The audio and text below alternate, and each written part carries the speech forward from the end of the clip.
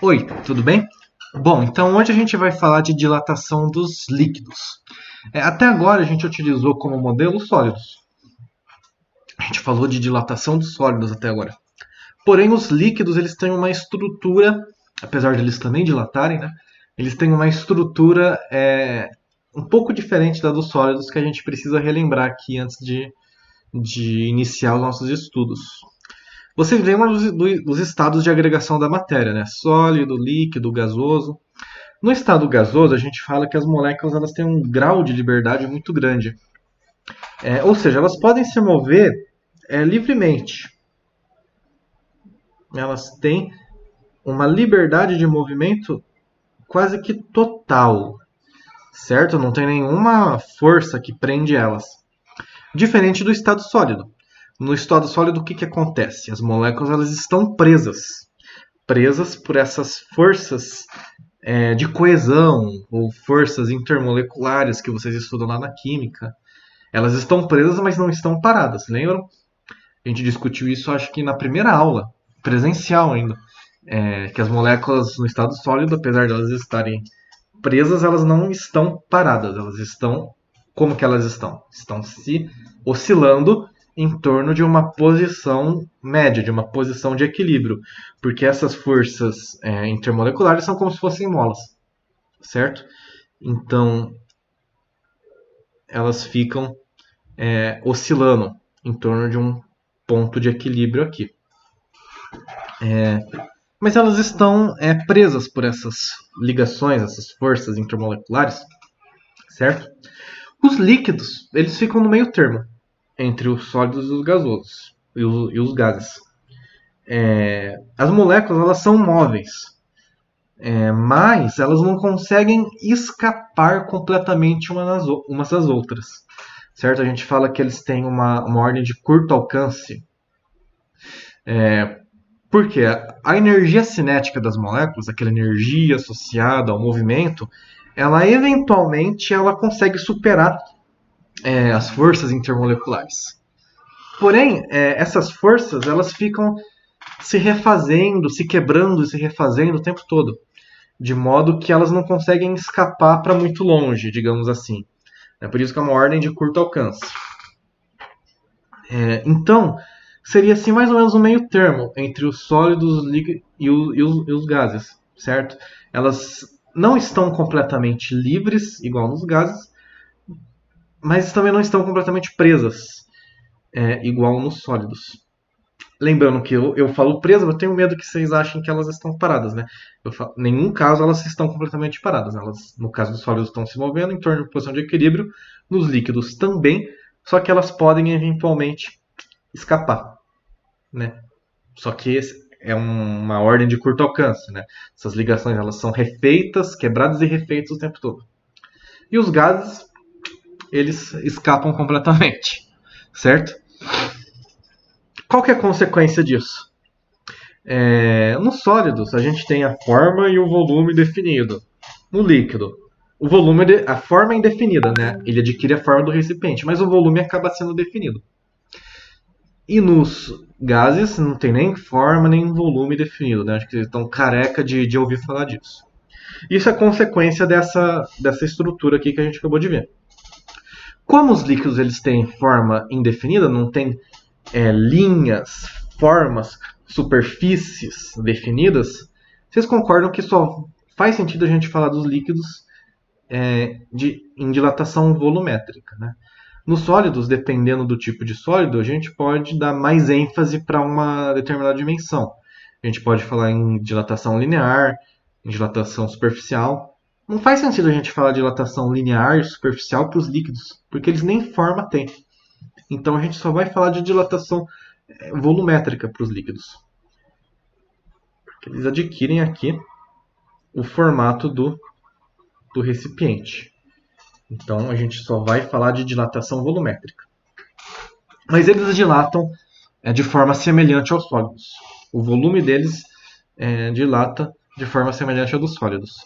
Faz sentido, só para vocês pensarem um pouquinho, faz sentido a gente falar de dilatação dos gases? Os gases dilatam Pense um segundinho. Não, né? Os gases eles não dilatam porque eles não têm volume definido. Não tem forma nem sequer volume definido. Então, como que eles vão dilatar, né, se eles não têm volume definido? Existem efeitos da temperatura nos gases que a gente vai estudar mais para frente, mas não faz sentido a gente falar de dilatação dos gases, porque não tem nem volume nem forma definidos. Tudo bem? Então, dilatação só para os sólidos e líquidos. E nos líquidos só faz sentido a gente falar de dilatação volumétrica. Mas a dilatação dos líquidos é semelhante à dos sólidos. A gente tem aqui a dilatação térmica dos líquidos. Vocês percebem que a gente pode usar a mesma equação que a gente usou lá para os sólidos. Lembra dela? ΔV, que é a dilatação volumétrica. Então, a dilatação do volume, o aumento do volume, ou diminuição, se a gente diminuir a temperatura. Então, vou chamar aqui de dilatação, esse ΔV.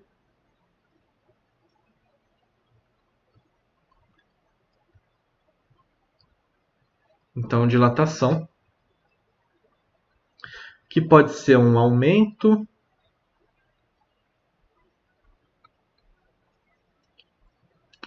ou diminuição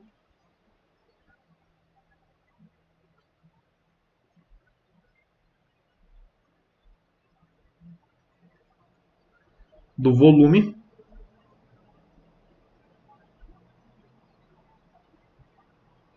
aumento quando aumenta a temperatura e diminuição quando diminui a temperatura.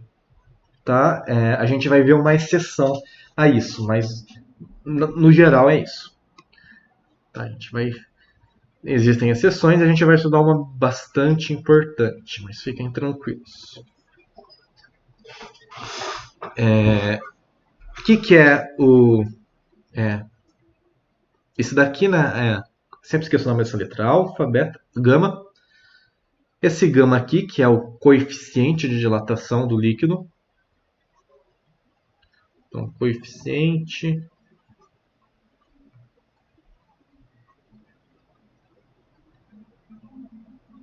de dilatação volumétrica do líquido, né? Que no líquido só faz sentido o coeficiente de dilatação volumétrica, né?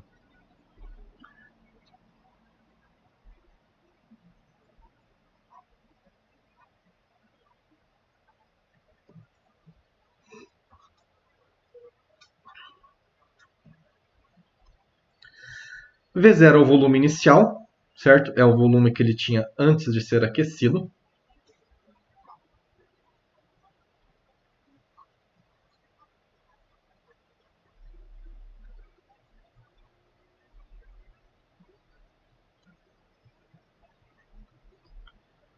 E o ΔT é a nossa variação de temperatura.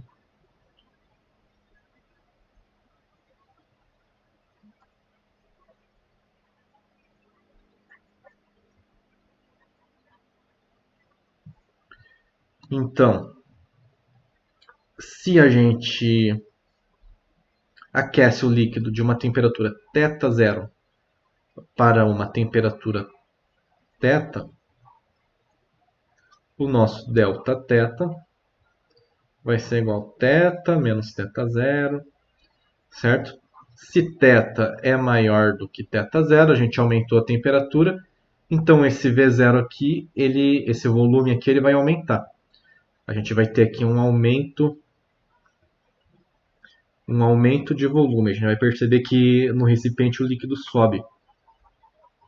Então o líquido estava aqui, aí ele subiu, ele aumentou esse tanto aqui.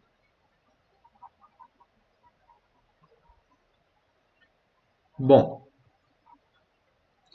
só que aí, eu não sei se vocês já perceberam, a gente tem um problema técnico. Por quê? Quando a gente vai aquecer, o líquido ele tem que estar num recipiente, certo? Quando a gente vai aquecer, a gente não consegue aquecer só o líquido que tem dentro do recipiente, vocês concordam? A gente acaba aquecendo tudo, né? A gente aquece tanto o líquido quanto o recipiente. E quando o recipiente aquece, o que acontece? Ele também dilata. Entende? Então, esse aumento que a gente observa do líquido no recipiente, ele não é exatamente a dilatação real do líquido, porque o recipiente também aumenta. Então, a gente chama esse aumento aqui de dilatação aparente. A gente só consegue observar a dilatação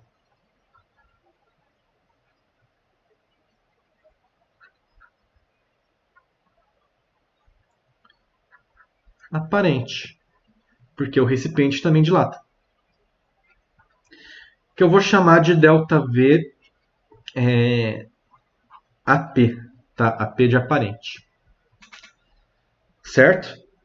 Então a gente não consegue, na verdade, observar a dilatação real do líquido. A gente vai ter que arranjar um jeito de calcular ela de forma indireta. Como que a gente vai fazer isso? Antes de eu explicar como a gente vai fazer isso, eu quero que vocês me falem uma coisa. Observa aqui nesse exemplo. A gente tem aqui um recipiente graduado, e aí a gente tem aqui um volume de um líquido qualquer, não importa qual, que está indicando aqui 10 decímetros cúbicos. Certo? Um volume de 10 decímetros cúbicos. Aí o que aconteceu? A gente aqueceu ele. Aí a gente foi olhar e percebeu que agora o líquido está no 11 centímetros cúbicos. Então ele estava aqui no 10, ele foi para o 11. A gente pode falar que ele dilatou 1 decímetro cúbico? Acabamos de ver que não, né? Acabamos de ver que essa dilatação, esse aumento que o líquido teve, é o que a gente chama de dilatação aparente. Então, a gente teve aqui um ΔV aparente de 1 decímetro cúbico. De novo, por que aparente? Porque o recipiente também aumentou. Né? Então vocês concordam que essas medidas aqui elas não estão confiáveis? Elas já foram todas deformadas, certo? Mas o que eu quero que vocês me falem é que essa dilatação aparente, vocês acham que ela é maior do que a real do líquido ou menor? Vocês acham que a gente tem a impressão que o líquido dilata mais ou menos? Se o recipiente também dilata, se o recipiente também cresce. A gente vai ter a impressão que ele dilatou mais ou menos que o líquido. Pense um segundo. Aí respondam mentalmente. Ora, para a gente responder isso, a gente tem que pensar. A gente tem aqui uma divisão, né? A gente tem aqui um recipiente graduado e a gente tem uma divisão aqui do 11 por 10 que vale, cada divisãozinha dessa aqui vale quanto? Vale 1 decímetro cúbico, certo? Então, como se fosse uma régua, né? No caso aqui está medindo o volume. Então, cada divisãozinha dessa é 1 decímetro cúbico. Essa distância daqui para cá representa 1 decímetro cúbico.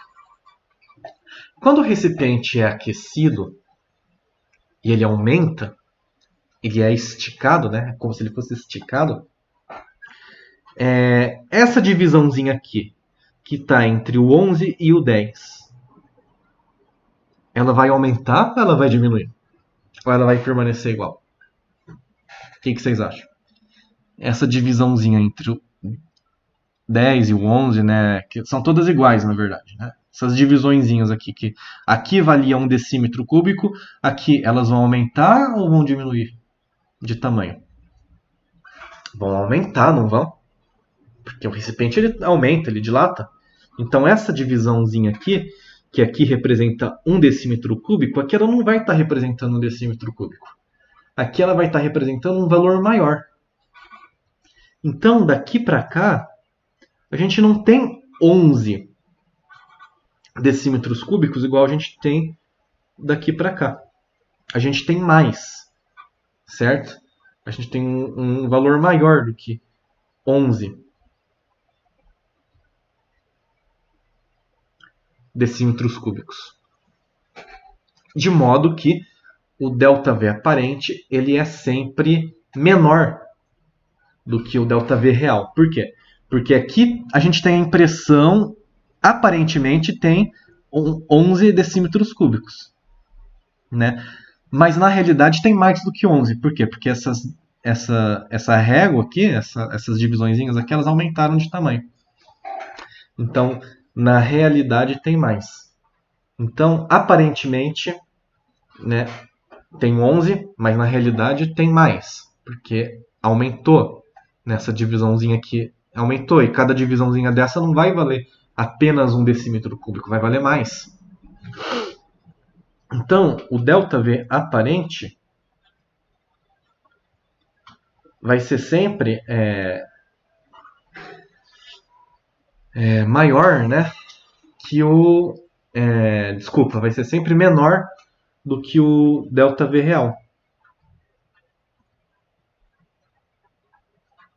Por quê? Aparentemente aqui tem 11, mas na realidade tem mais do que 11, né? Porque cada divisãozinha, porque essas divisões aqui aumentaram. Aqui a gente tem uma distância, daqui para cá a gente tem uma distância x, aumentou, dilatou, aqui a gente tem uma distância maior do que x. Então vai medir, na verdade, esse 11 aqui ele vai ter um valor maior, agora que o recipiente aumentou de tamanho. Tá, então aqui é maior do que x. Tudo bem? Vocês entenderam isso? Eu acho que foi até um pouco repetitivo, mas para vocês entenderem o raciocínio e não ficarem decorando só fórmula, certo? Bom, então a gente já chegou à conclusão de que a dilatação aparente ela é menor do que a real. Mas como que a gente calcula a real? Como que a gente vai calcular esse ΔV real aqui? Para explicar isso para vocês, eu vou dar um exemplo aqui com números, que eu acho que fica mais fácil de vocês verem. Então vocês imaginem aqui que a gente tem um recipiente e a gente vai colocar um líquido nele.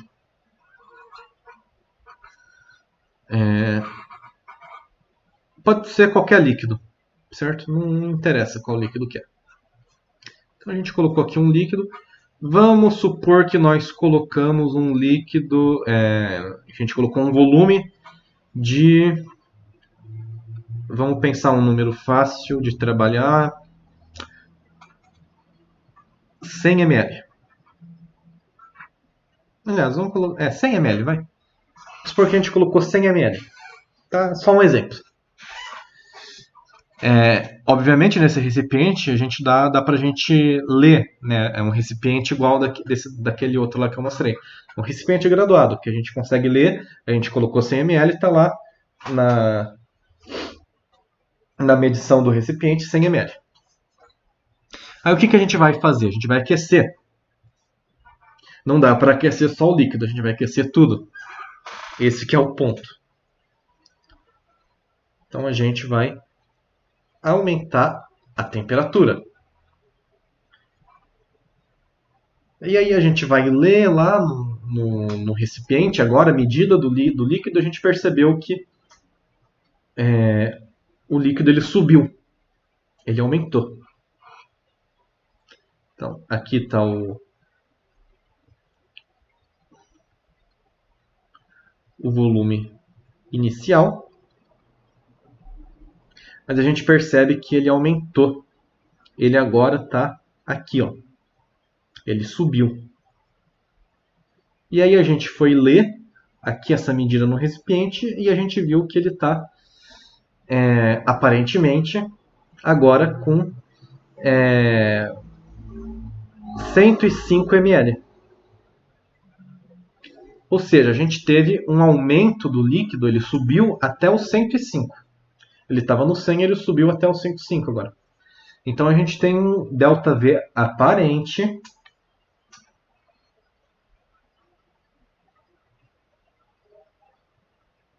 de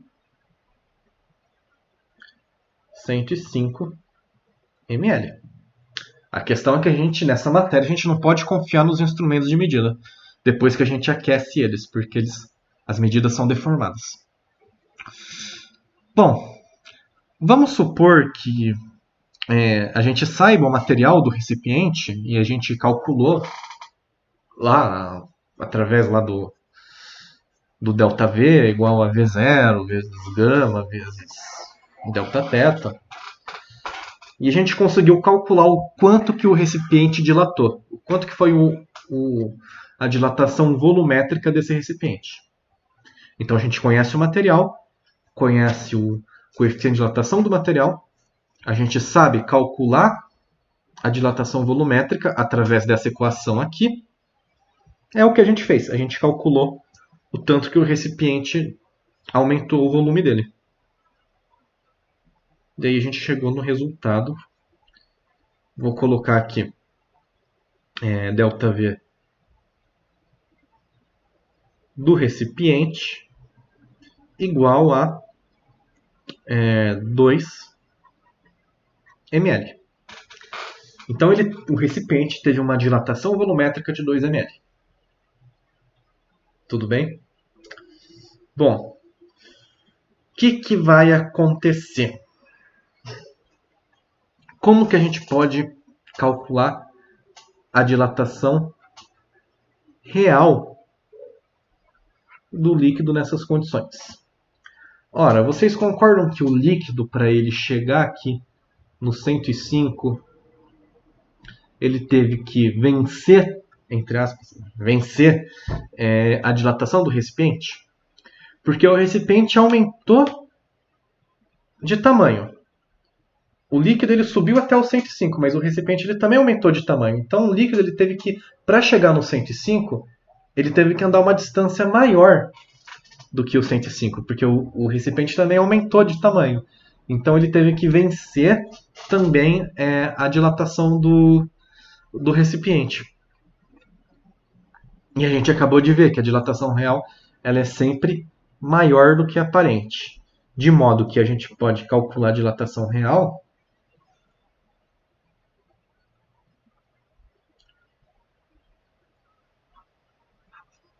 aqui em cima eu chamei de dilatação a real, tá certo? Então a gente pode calcular a dilatação real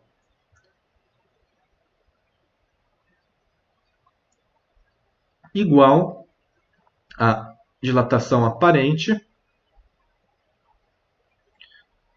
Aqui eu coloquei ΔV aparente 105, né? Na verdade é 5. Erro crasso. V0 100 ml, o V final é 105, ΔV aparente é 5 ml. Então a gente tem aqui o ΔV real é igual ao ΔV aparente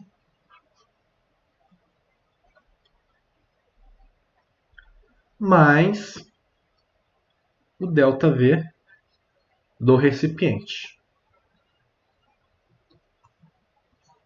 Então, a dilatação real é igual à dilatação do líquido aparente mais a dilatação do recipiente. Entenderam? Porque o líquido, para chegar no 105, ele teve que andar não só os 5 ml, mas ele também teve que andar o tanto que o recipiente aumentou. Ele teve que vencer, ele teve que vencer também a dilatação do recipiente para chegar no 105. Porque daqui para cá ele não andou só 5, ele andou 5 mais o tanto que o recipiente aumentou de tamanho, né? Então a gente tem aqui o grande ponto dessa aula, certo? Tudo bem? Uma outra forma da gente estudar isso, né, que às vezes aparecem questões assim, é enchendo o recipiente até a borda. Então, se a gente enche o recipiente até a borda,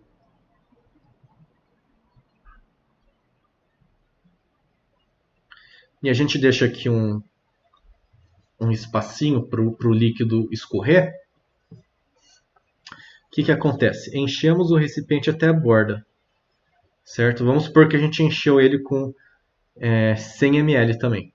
Enfim. A gente tem aqui um determinado V0. E aí a gente aquece. Quando a gente aquece, como o líquido ele vai aumentar. Ah, mas o recipiente também aumenta. Sim, o recipiente também aumenta. A capacidade a capacidade volumétrica do recipiente ela aumenta, né? Então, como o recipiente vai aumentar, ele vai comportar mais líquido também. Só que no geral, os líquidos eles dilatam mais do que os sólidos. Por quê?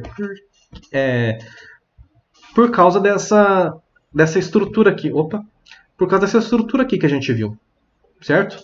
Então a gente tem aqui os líquidos, eles estão mais, as moléculas dos líquidos, elas estão mais livres para se afastarem umas das outras do que os sólidos.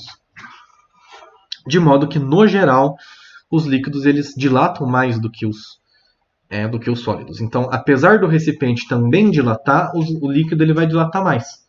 De modo que ele vai, como ele está aqui, como a gente encheu até a boca, esse líquido aqui ele vai escorrer quando a gente aquece ele. Então a gente aqui aumentou a temperatura. Aí o que acontece? Ele vai dar uma escorridinha.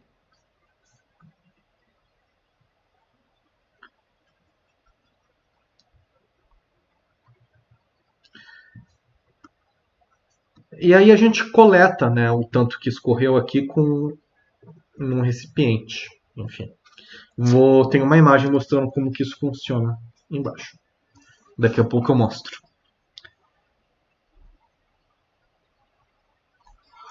Bom, vocês concordam que esse volume aqui que vazou, que a gente coletou, vai ser exatamente o nosso o quê? ΔV aparente. Certo? Porque como a gente acabou de falar, o líquido escorreu. Porque ele dilatou. Mas o recipiente também dilatou. Então, a capacidade do recipiente, digamos assim, o volume que o recipiente pode conter de líquido também aumentou. Então, isso que escorreu não é a dilatação real, é aparente. Porque aqui vai ter um volume maior do que esse V0 aqui. Certo? Esse volume aqui que sobrou dentro do recipiente, ele é maior do que esse V0 aqui, porque o recipiente também aumentou. Bom, é uma outra forma de estudar isso daqui, né? De estudar isso daqui. Vou mostrar aqui embaixo como que isso funciona. Então eles chamam isso daqui de ladrão, né? O que é esse ladrão? Ele vai pegar esse líquido que ele essa quantidade de líquido que aumenta, certo? Esse líquido extravasado aqui, que vai ser sempre o ΔV aparente. Certo? Nunca esqueçam isso. Esse líquido que vaza é o ΔV aparente. Aqui um recipiente em laboratório, um pouco mais realista. Isso é muito comum, né? Apontando aí uma situação do cotidiano onde a gente pode observar isso. Dizem que é muito comum, né, isso acontecer, que quando você vai encher o tanque, se você vai encher o tanque num dia muito frio, isso é mais comum acontecer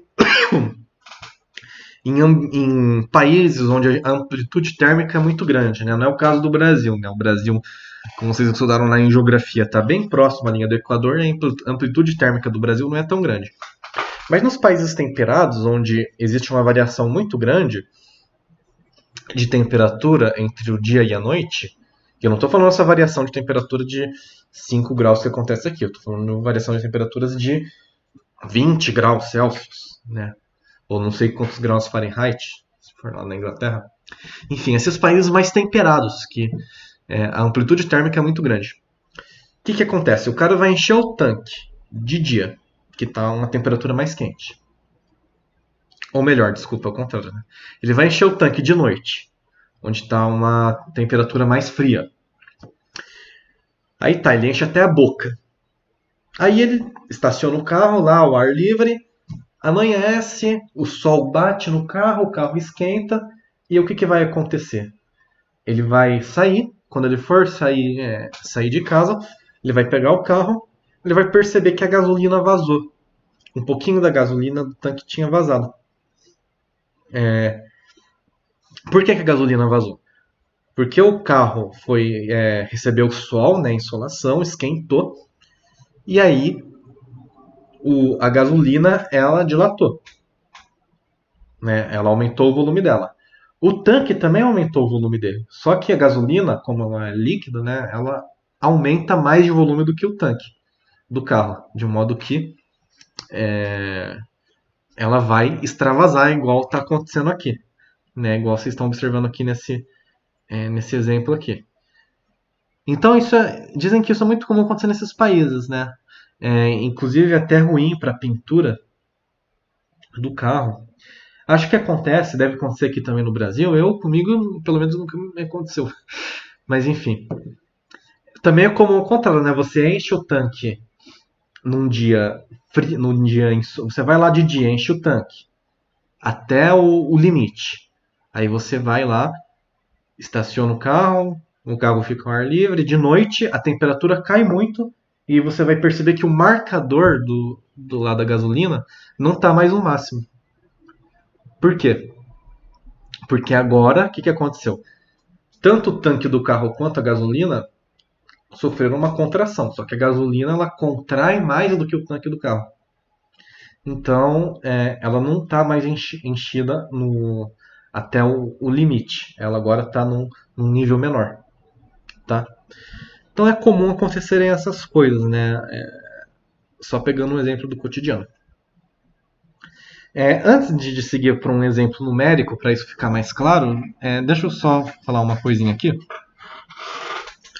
Observem aqui que a gente pode aplicar a equação da dilatação para essas três dilatações que a gente tem aqui, a real, a aparente e do recipiente, certo? Então, a gente pode escrever que a dilatação do recipiente vai ser o quê? O volume inicial vezes o coeficiente de dilatação do recipiente, e depende do material, vezes a variação de temperatura. A mesma coisa aqui para a dilatação aparente. A dilatação aparente vai ser igual ao volume inicial vezes o coeficiente de dilatação aparente vezes a variação de temperatura. A mesma coisa aqui. A dilatação real a gente pode escrever como sendo o volume inicial vezes o coeficiente de dilatação do líquido real. Vou escrever aqui real, mas é do líquido, né? Vezes a variação de temperatura. Tá? Estou utilizando essa equação aqui, né? Que a gente já conhece, uma velha conhecida nossa. Essa equação aqui. Estou escrevendo essa equação aqui do ΔV para cada um desses ΔVs aqui. Bom, vocês percebem que nesse caso aqui, ó, que a gente encheu com líquido até a boca, o V0 vai ser igual nos três casos.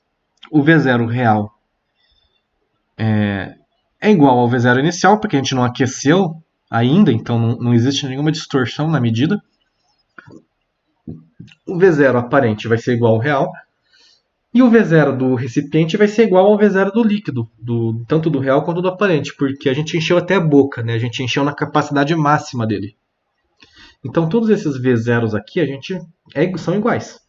Da mesma forma que as variações de temperaturas também são iguais, né? A gente aqueceu todo esse sistema, a gente colocou ele a uma mesma variação de temperatura. Bom, o que acontece? Vamos escrever essa equação aqui substituindo esses ΔVs por isso daqui que a gente escreveu. Vamos ver como que fica? Vou pedir um pouquinho de paciência para vocês. Então, vou escrever aqui primeiro ΔV real. O que é o ΔV real? É o V0 vezes o coeficiente de dilatação real vezes a variação de temperatura. Isso daqui vai ser igual ao ΔV aparente. O que é o ΔV aparente? É o volume inicial vezes o coeficiente de dilatação aparente vezes a variação de temperatura. E do recipiente. O que é o ΔV do recipiente? Vai ser o volume inicial vezes o coeficiente de dilatação do recipiente, que aí depende do material que foi feito o recipiente, né? Vezes a variação de temperatura. Ora, a gente tem aqui V0, que ele é o mesmo nos três casos, certo? Porque a gente encheu até a boca. Então, o V0 é igual nos três casos. Então, a gente tem V0 em todos os termos, de modo que a gente pode cortar ele, né? A gente vai dividir tudo. Então, o que a gente vai fazer? Vai dividir tudo por V0. Então, dividindo isso por V0, esse V0 aqui some. Dividindo esse termo aqui por V0, esse V0 aqui some. Dividindo esse termo aqui por V0, esse V0 some. E a variação de temperatura também é a mesma, nos três casos. Então a gente pode dividir os três termos por Δθ. Então vamos dividir esse termo por Δθ, esse Δθ some. Vamos dividir esse termo aqui por Δθ, esse Δθ some. Vamos dividir esse termo aqui por Δθ, ele some. Então, olha outra relação que a gente obteve, uma outra relação muito legal, que o coeficiente de dilatação do líquido real vai ser igual ao coeficiente de dilatação aparente mais o coeficiente de dilatação do recipiente. A gente só pode escrever isso por quê? Porque o V0 ele é o mesmo nos três casos. Por que o V0 é o mesmo nos três casos? Porque a gente encheu o recipiente até a boca. Então, o volume inicial do líquido é igual ao volume do recipiente. E o volume inicial do líquido é igual ao volume aparente, porque não tem nenhuma distorção de medida, porque a gente não aqueceu ainda.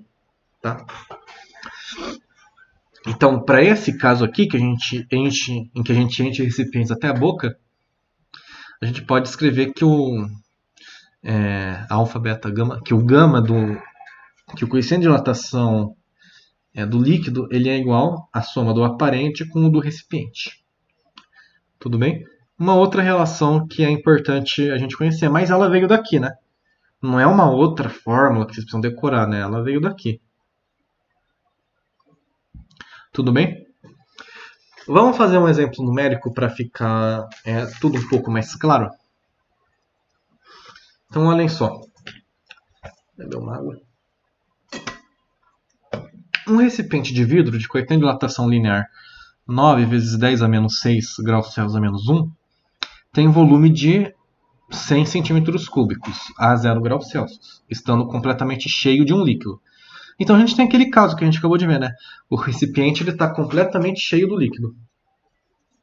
Vou até desenhar aqui, ó.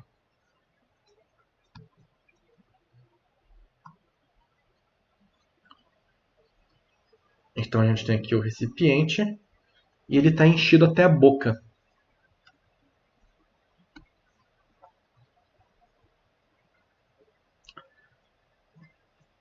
Com esse líquido aqui. Com um volume inicial de 100 centímetros cúbicos a 0 graus Celsius. Então, com θ0 de 0. Certo? Aí ele vai ser aquecido.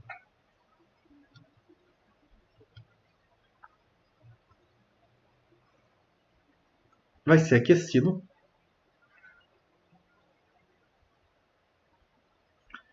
para uma temperatura de 200 graus.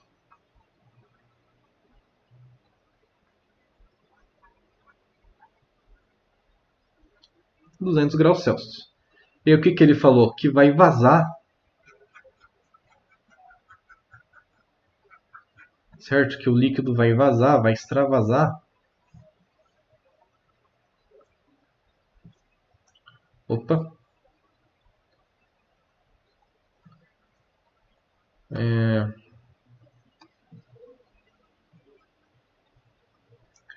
Quanto que vai vazar? 5 centímetros cúbicos. Então a gente tem aqui esses 5 centímetros cúbicos que extravasam, ele é o que mesmo? O que ele é? É o tanto que o líquido dilatou? Não, né? Porque o recipiente também aumentou de tamanho. É a dilatação que é aparente. Então, esses 5 centímetros cúbicos que vazaram é o ΔV aparente.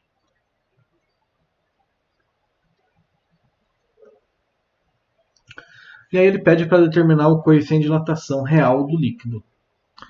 Bom, existem várias formas de fazer isso.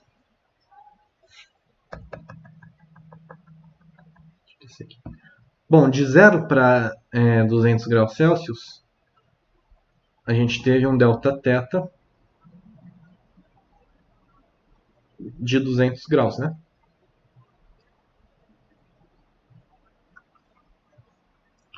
Bom, como que a gente vai determinar o coeficiente de dilatação real do líquido? Como eu falei para vocês, existem várias formas. A gente tem o ΔV aparente, certo? A gente tem o V0, a gente tem o Δθ. A gente pode calcular a partir do ΔV aparente. Então, ΔV aparente vai ser igual ao V0 vezes o coeficiente de dilatação aparente vezes o Δθ. Então a gente tem V0, tem ΔV aparente, tem Δθ, a gente pode calcular o coeficiente de dilatação aparente. Tá? O coeficiente de dilatação aparente do que a gente obteve aqui nessa situação. Como que vai ficar? Então, ΔV aparente vai ser igual. Passar esses dois aqui para o outro lado dividindo, né? Então, o ΔV aparente, quanto que foi? 5 centímetros cúbicos. O V0 quanto que é? 100 centímetros cúbicos.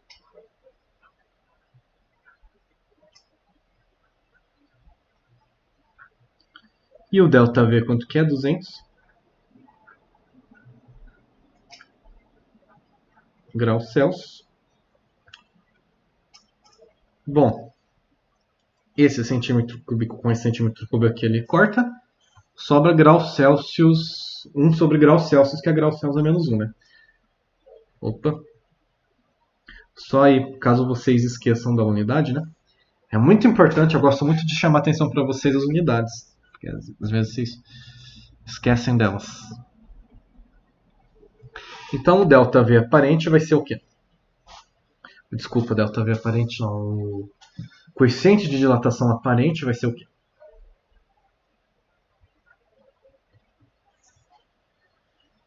É 5 por 100. Se a gente dividir por 5 aqui, então quanto que é? Deixa eu fazer de outra cor. Agora é aquela hora de fazer conta, né? Então, quanto que é 100 dividido por 5? Vou dividir em cima e embaixo por 5. Quanto que é 100 dividido por 5? Né? 20. E 5 dividido por 5 é 1.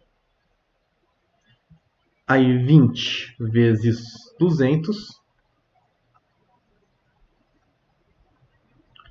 Quanto que é? 20 vezes 200 é 4.000. Certo?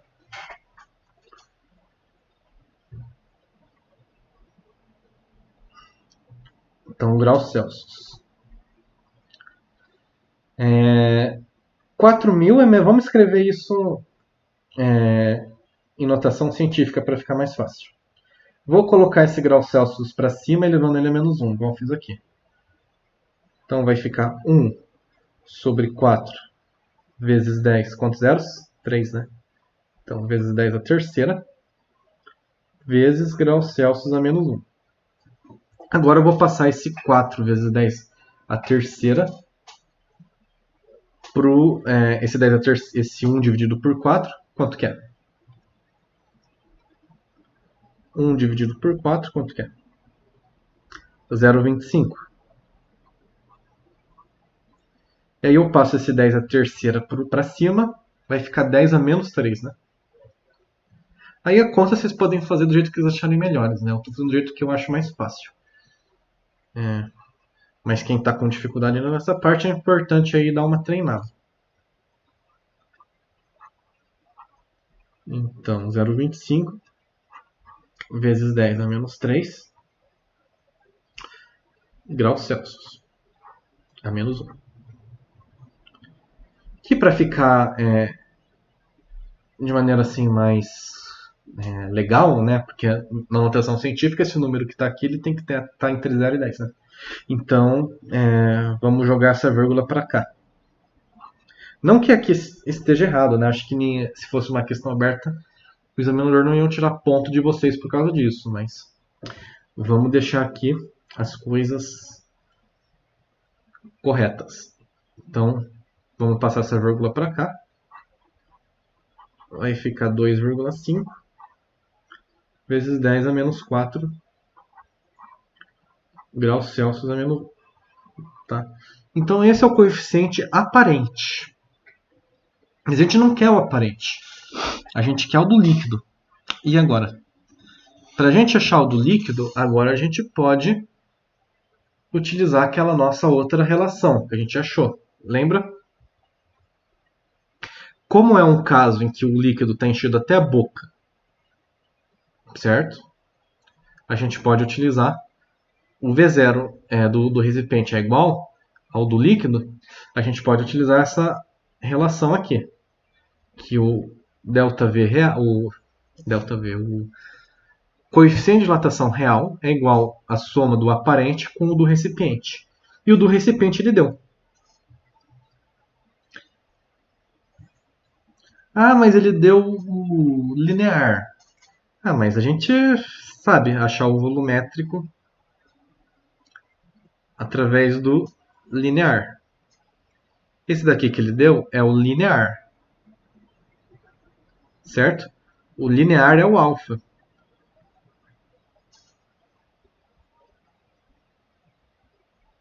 Então a gente sabe que o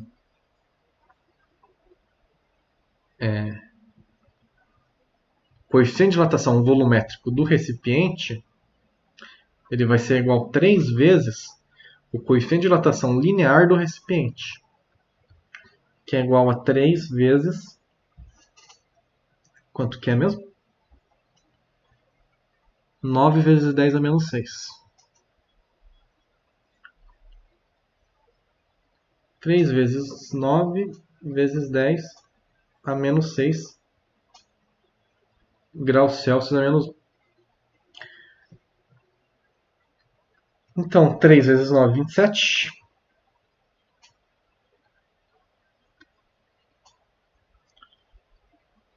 Vezes 10 a menos 6 graus Celsius a menos 1.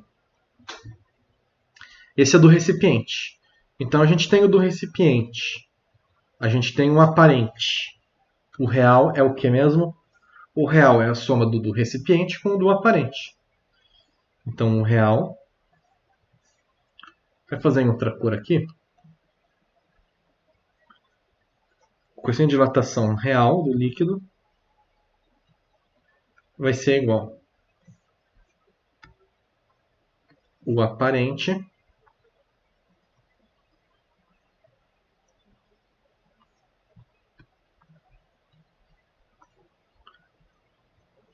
mais o do recipiente.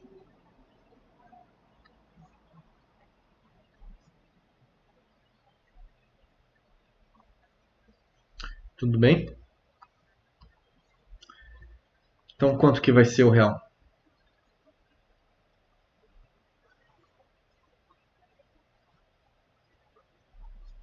Tudo bem, preto. Agora o real vai ser... o aparente quanto que é? 2,5 vezes 10 a menos 4.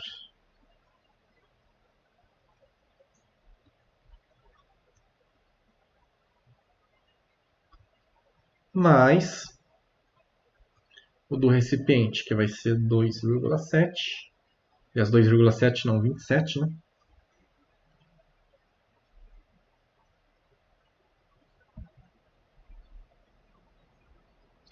Paga.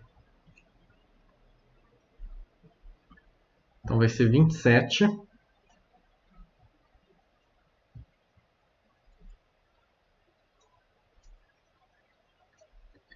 vezes 10 a menos 6.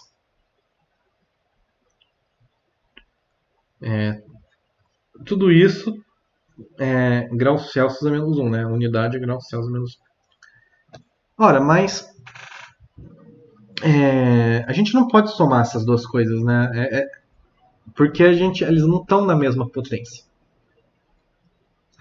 Vamos ter que deixar elas na mesma potência de 10 para a gente poder somar. Para ficar mais fácil somar. Tá? Aqui a gente tem um menos 4, um menos 6. Vamos deixar elas na mesma potência de 10, porque a gente pode somar simplesmente os números que acompanham as potências de 10. Então vamos mais fácil.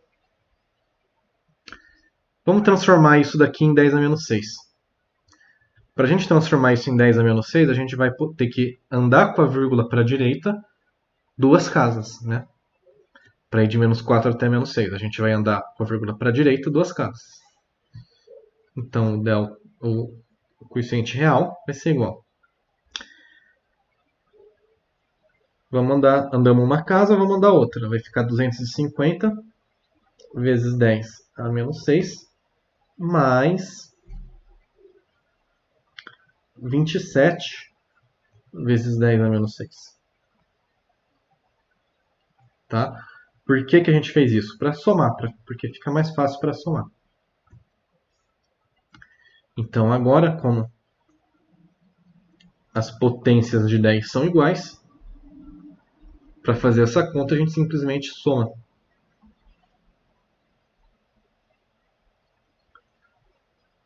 Vai ficar quanto? 277, né?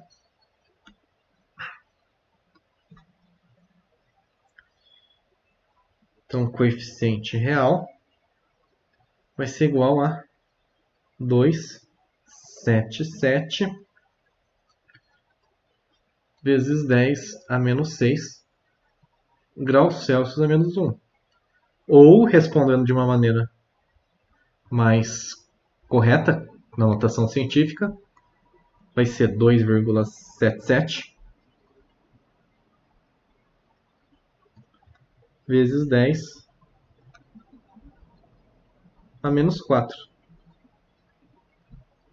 Vezes graus Celsius a menos 1, né?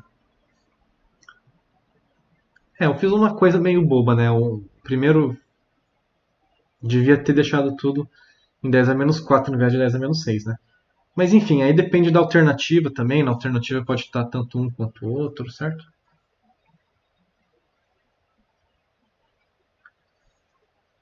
Então esse é o coeficiente real.